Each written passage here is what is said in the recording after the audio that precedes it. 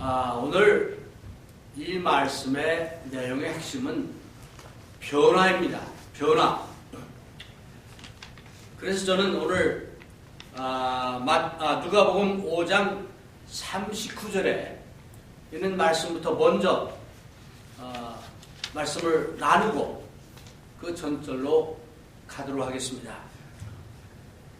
누가복음 5장 39절에 보니까 묵은 포도주를 마시고 새 것을 원하는 자가 없나니 이는 묵은 것이 좋다 합니다. 이게 무슨 얘기냐?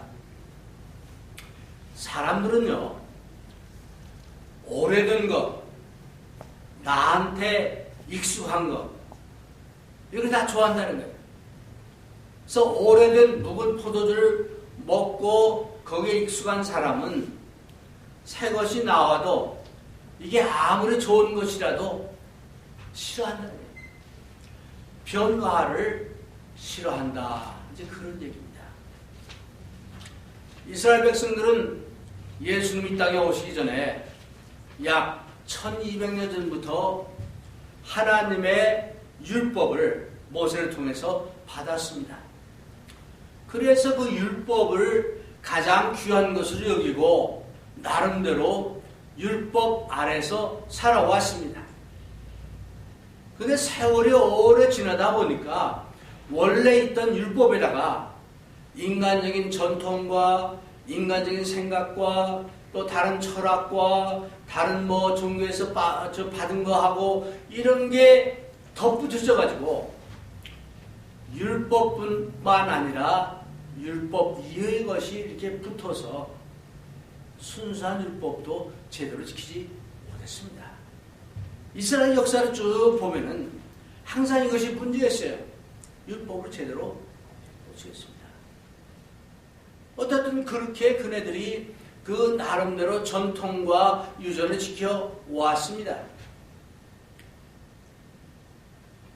그러면서 그네들이 고대했던 메시아가 오신 겁니다. 그러면 메시아가 오기 전하고 온 후에는 달라져야 하는 거예요. 변화해야 하는 거예요. 그런데 그 메시아가 오기 전에도 그 율법을 제대로 못했는데 거기다 인간적인 여러 가지를 덧붙여가지고 한 그걸 가지고 메시아가 와서 예수님이 땅에 오셔가지고 복음을 전하는데 그걸 가지고 시비를 한 겁니다. 그래서 복음서를 보면은 제일 예수님하고 많이 부딪힌 사람들이 누구냐? 보통 사람들은 그냥 좋다고 받아들이고 그랬습니다. 그런데 제사장들, 서기관들, 바리새인들, 그 종교 지도자들이 율법과 자기들이 지켜오던 그 전통 이걸 가지고 계속해서 예수님과 예수님의 제자들을 공격해냈어요. 오늘 누가복음 5장에 보면은 이제 얘네들이 두 가지 질문을 합니다. 오늘 읽지는 않았지만은 예수님이 그 가버나움에서 이제 가시다가 레위로 하는 세리 또 마태죠. 마태복음에 보니까 마태의 다른 이름이 레위입니다. 그래서 그 세리가 레위가 앉아있는 것을 보시고 레위에게 나를 쫓으라 하고 명합니다. 그랬더니 이 세리하면은 당시 사람들이 특히 종교계에 있는 사람들이 이 사람들은 구원받지 못할 사람이고 이 사람들은 부정한 사람이고 이 사람들은 하나님과는 상관없는 그런 사람으로 여겼던 사람들입니다. 그런데 예수님이 그 세리 마태를 부르신 거예요. 나를 따르라. 그랬더니 의외로 이 레위가 또는 마태가 일어나가지고 예수님을 쫓았다 그랬어요. 네, 예수님 그 말씀에 순종해서 쫓았습니다. 뿐만 아니라 이제 이 마태는 자기 집에서 잔치를 크게 베풉니다. 예수님과 또 예수님의 제자들과 또 자기의 동역자들이죠. 다른 세리들, 죄인들, 이런 사람들 잔뜩 불러놓고 잔치를 하는 거예요. 그랬더니 이 바리새인과 서기관들이 이제 질문을 합니다. 어찌 보면 질문이 아니라 비방하는 거죠. 예수님의 제자들에게 너희가 어찌하여 세리와 죄인과 함께 먹고 마시느냐. 30절이죠. 그러니까 모르겠어요. 예수님한테 바로 공격하기에는 좀 뭐 했는지 예수님의 제자들에게 하는 말이 너희를 어떻게 해서 세리와 죄인들과 같이 먹고 친교를 하느냐 그 얘기예요. 우리같이 거룩하고 우리같이 이제 하나님을 잘 섬기는 사람들은 감히 상상도 못하는 어떤 그런 일을 하느냐 그런 얘기예요.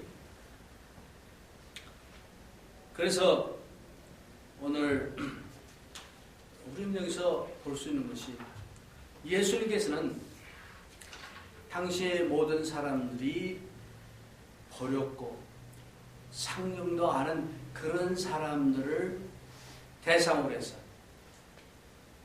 제자를 삼았습니다. 그래서 첫 번째 우리가 볼 수 있는 것은 뭐냐? 예수님에게는 모든 사람들이 다 가능성이 있는 거예요. 모든 사람들이 새 사람이 될 수 있는 것을 보신 거예요.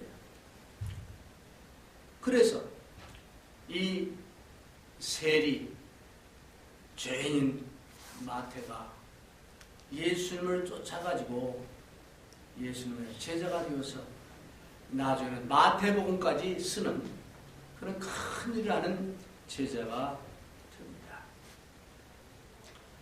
이제 그래서 이제 바리새인들이나 당시 제사장들이나 서기관들이 보는 그 인간관하고 사람 보는 눈하고 예수님의 그 눈이 달랐던 것을 볼 수 있어요. 사랑하는 여러분, 어쩌면 여러분이나 저도 이제 사람들을 판단할 때 내 어떤 선입견을 가지고 내 어떤 가치관을 가지고 저 사람은 이래, 저 사람은 가능성이 없어, 저 사람은 복음을 받을 자격이 없어, 그렇게 단정해서는 안 된다 그러는 거예요. 당시에 그 사람들이 볼 때는 마태가 감히 예수님의 제자가 된다는 것은 상상도 할 수 없고 또 되어서는 안 되는 그런 사람이었습니다. 그러나 예수님은 마태의 가능성을 보고 비록 그가 그 당시 이스라엘 백성들의 모든 사람들을 미워하는 정말 공공의 적 넘버원 그런 세리였지만은 그 세리를 제자로 삼았고 나가서는 그 세리의 친구들, 죄인들, 이 사람들하고 같이 이제 식사를 하고 친교를 하는 그런 모습을 이제 볼 수 있습니다. 이 행위는 당시 종교 지도자들이나 바리새인들, 서기관들이 볼 때는 파격적인 행위였습니다. 아까 서론에 말씀드린 대로 이제 묵은 포도주를 마시고 새 것을 원하는 자가 없다 하는 예수님 말씀은 지난 1000년 동안 이제 이스라엘의 그 유대교 지도자들은 그렇게 생각을 해온 거예요. 당연히 그런 것으로 생각을 하는 거예요. 그런데 예수님은 파격적으로 그래서 그 예수님께서 이제 그 마태를 부르실 때에 그 상황은 주님은 죄인들을 불러 오셨고 병든 자에게 의원이 필요한 것처럼 내가 이제 죄인들을 위해서 왔다라고 주님은 말씀합니다. 이제 그러면서 예수님이 하시는 말씀이 호세아서 6장 6절에 내가 긍휼을 원하고 제사를 원치 아니하노라 하신 뜻이 무엇인지 배우라 하셨어요. 무슨 얘기입니까? 하나님께서는 모든 사람들을 벌 주기를 원하시는 분이 아니고 모든 사람을 구원하시기를 원하는 분이에요. 그래서 참고 또 참고 사랑을 베풀고 용서하시고 기회를 주시고 하는 겁니다.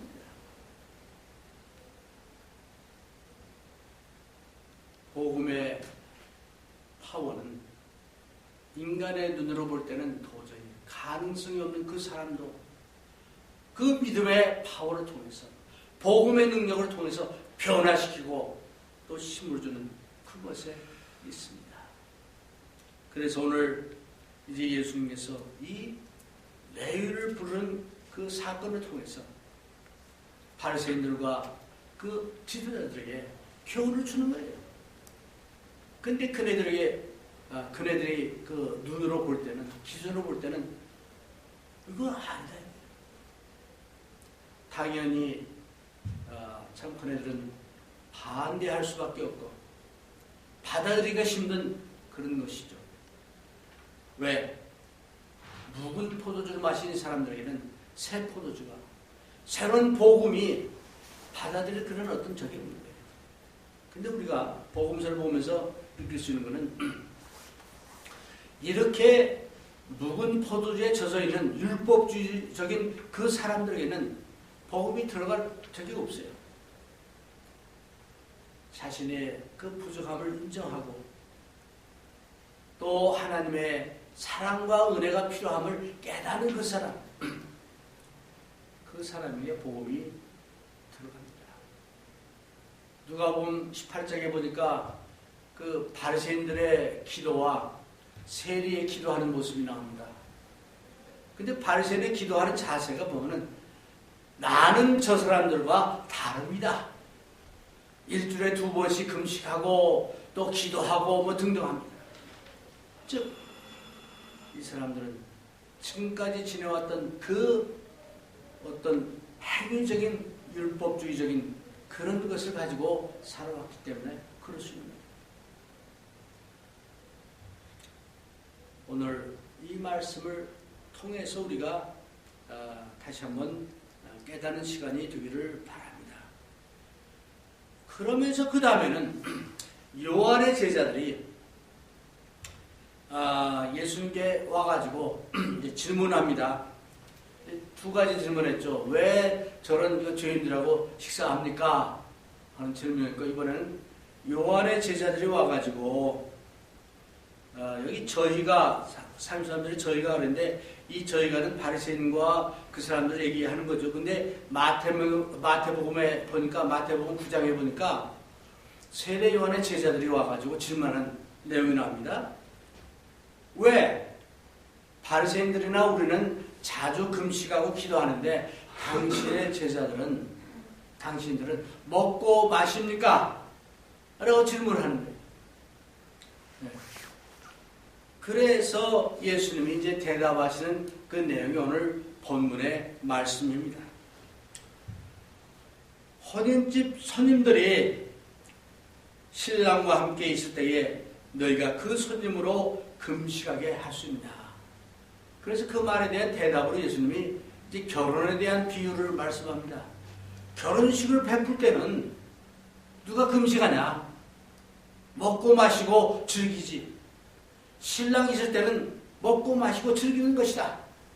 그러나 신랑이 이제 신랑을 뺏길 때가 있을 것이다. 그때는 금식하게 될 것이다. 즉 예수 그리스도의 십자가를 여기서 말하고 있습니다. 지금은 예수님과 함께 있으니까 즐기라. 금식이 아니라. 그러나 예수를 뺏길 그때에 제자들이 금식하게 될 것이다 라고 말씀합니다. 이 말씀을 다시 한번 제가 보면서 제자들이요, 예수님이 십자가에 달려서 돌아가시고 사흘 만에 부활하셨는데 그 사흘 동안에 먹고 놀았을까요? 아마 그 사흘 동안이 그네들에게 긴 그런 날이었을 겁니다. 정말 어둠이었고 희망이 없었고 힘들었고 금식하지 말라고 해도 아마 금식했던 그런 기간이 아니었을까 그렇게 생각합니다. 예수님이 부활하셨습니다. 그때는 그 슬픔과 이게 다 사라지고 이제는 다시 기쁨이 돌아왔습니다. 근데 40일 있다가 또 승천하고 그러셨어요. 그렇죠? 그때 이 제자들이 한 열흘 동안 다락방에서 기도하고 있었습니다. 아마 그때도 어쩌면 그네들의 마음은 확실하지 않았고 전전긍긍하는 그런 시기가 아니었을까 그게 상상이 됩니다. 그리고 오순절이 왔습니다.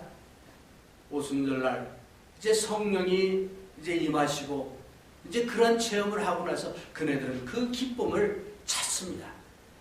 그래서 그 후에 제자들의 모습은 정말 예수님의 참 부활에 대한 확신과 믿음에 대한 확신과 이런 것을 가지고 지냈기에 사도행전을 보면은 저네들의 특징 중에 하나가 뭐냐? 기뻐했다 그랬어요.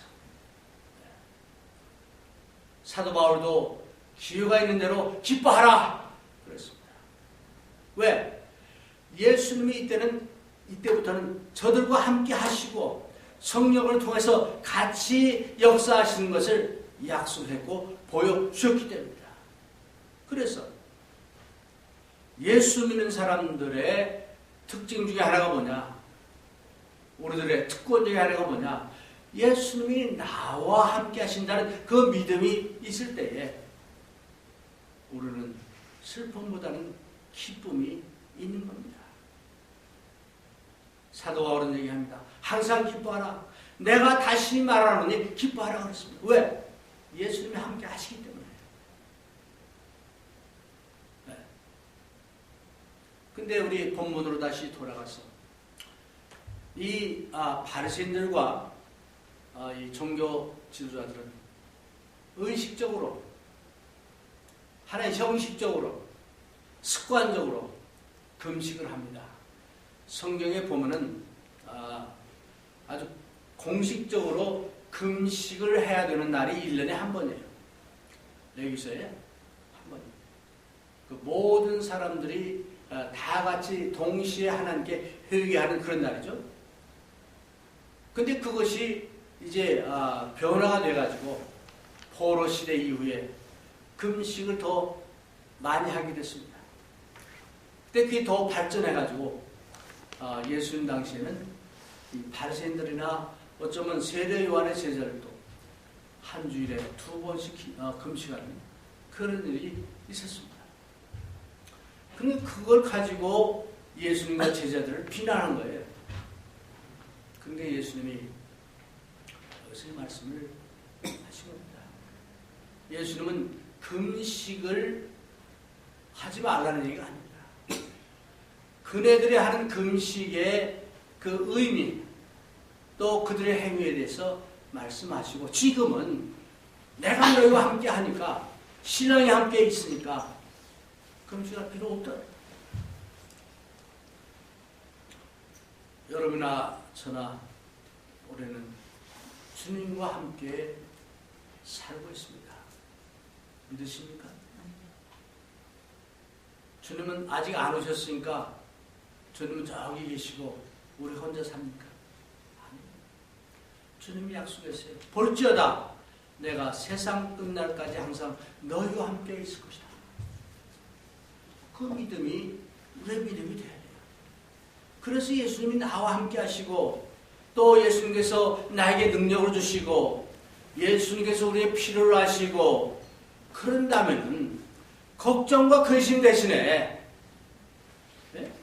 걱정과 근심 대신에 우리는 기뻐하고 감사해야 되는 것입니다. 만약 그렇지 못하다면 우리 믿음이 뭔가 잘못된 것입니다. 어쨌든 그래서 이 결혼에 대한 비유의 말씀을 하시고 나서 그 다음에 이제 하신 두 가지 비유가 있는데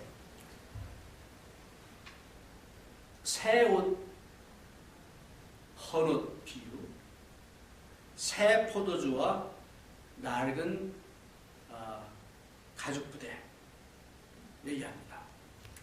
먼저 새 옷과 헌 옷을 얘기하시면서 모르겠어요. 옛날 제가 자랄 때만 해도요, 우리 어머니들, 할머니들 고생 많이 했어요.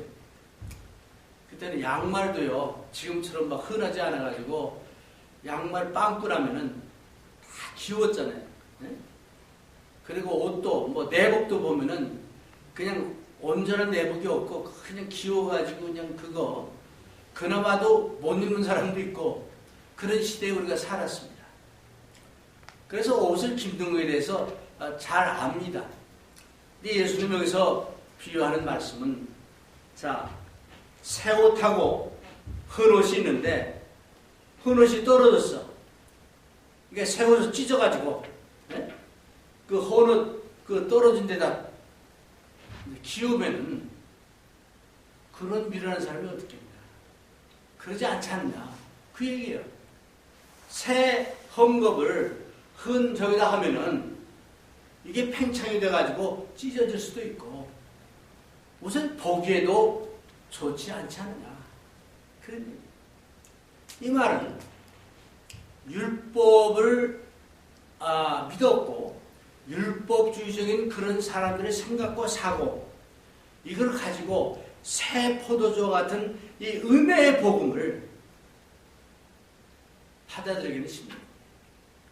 그래서 옛날 것 율법은 다 버리고 예수님께서 율법을 완성시켰다고 그러잖아요.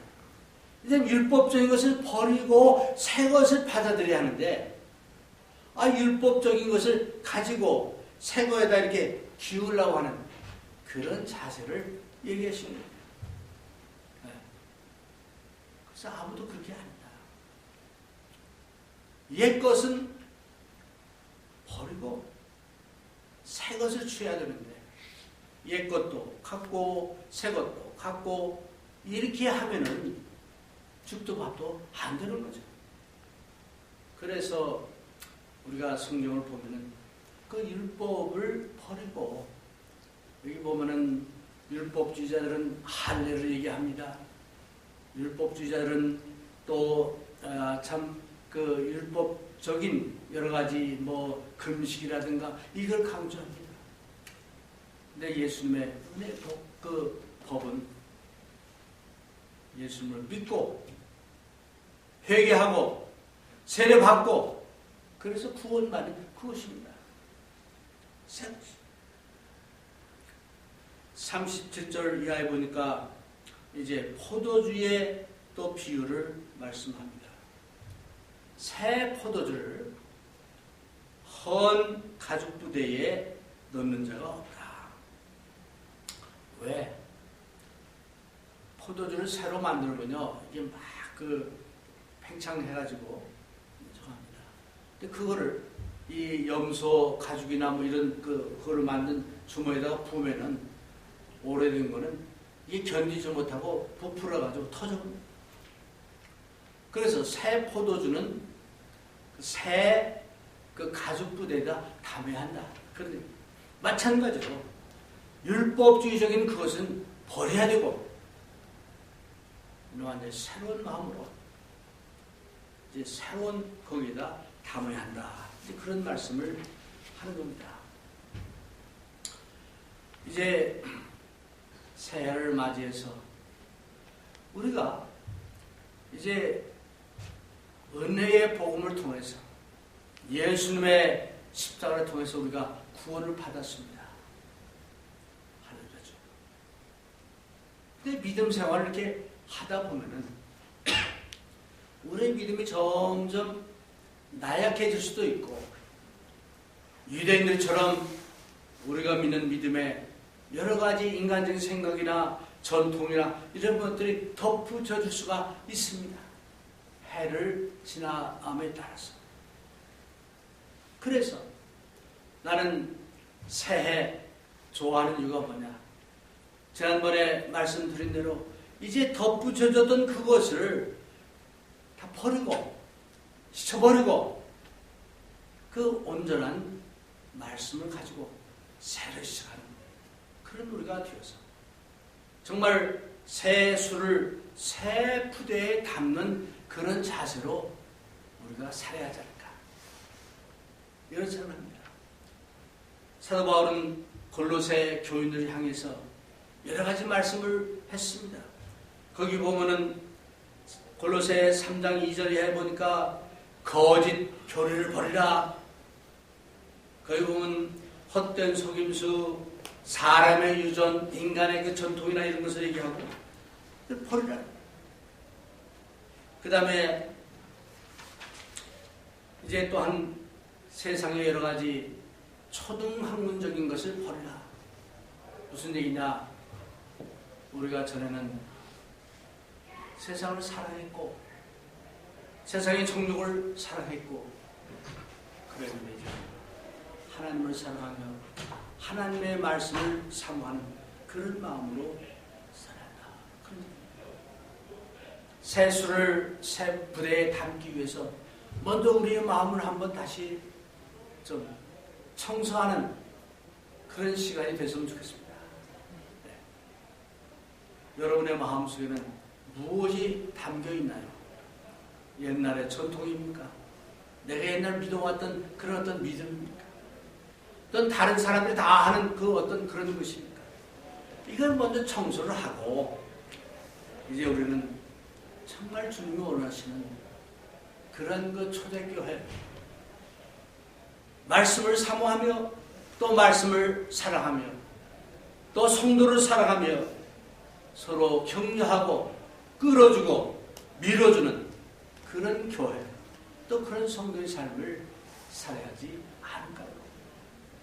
여러분이나 저나 우리의 목표는 세상의 것들을 사랑하고 그것에 의해서 움직여지는 것이 아니고 저 하늘나라를 소망하며 주님을 섬기는 그 삶이 되어야 할 줄 믿습니다. 오늘 이 말씀을 통해서 여러분들의 마음을 다시 한번 정리하고 새 술은 새 부대에 담고 이제 우리의 그 새 옷을 찢어서 헌 옷에다가 대는 게 아니고 새 옷을 가지고 새롭게 이제 전진하는 그런 2020년이 되기를 주님의 이름으로 축원합니다.